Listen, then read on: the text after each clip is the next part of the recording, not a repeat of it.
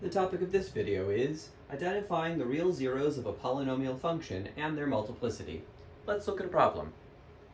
Given f of x equals -2 times the difference x minus 2 times the sum x plus 2 in parentheses squared, A, list each real zero and its multiplicity, B, determine whether the graph crosses or touches the x-axis at each x-intercept. Okay, well, we begin by noticing that we're asked for a real zero. There are two other words we associate with that. Zero is the same as root, which is the same as x-intercept, and they all have something in common. They're the value of x that makes y 0.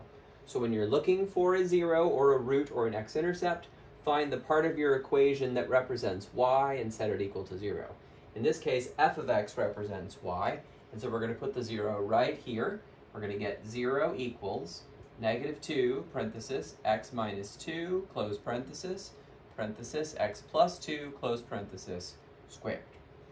All right, the next step is to write the right side in expanded factored form. So this would be a -2 times an x minus 2 times an x plus 2 times a second x plus 2.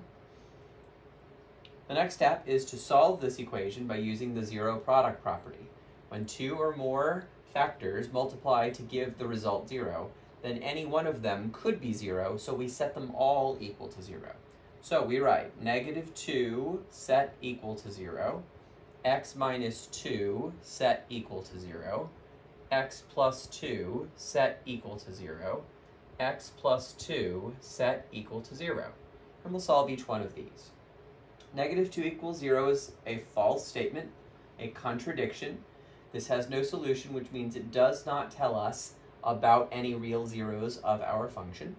This one we move the 2 to the other side where it changes signs. We get x equals 2. This one we move the, this one we move the 2 to the other side where it changes signs, so we get x equals 2.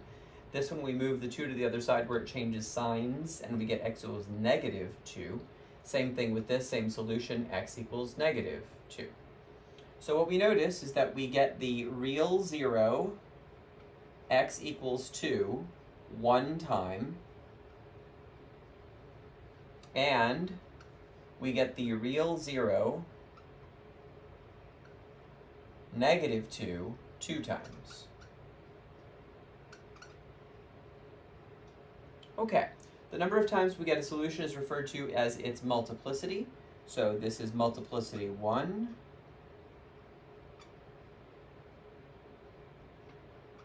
This is multiplicity 2.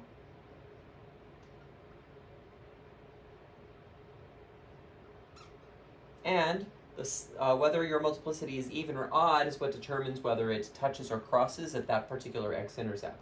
Even touches, odd crosses. This is an odd number, so it's going to be crossing here.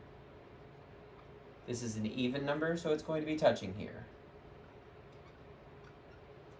All right, and with that, we have completed this problem.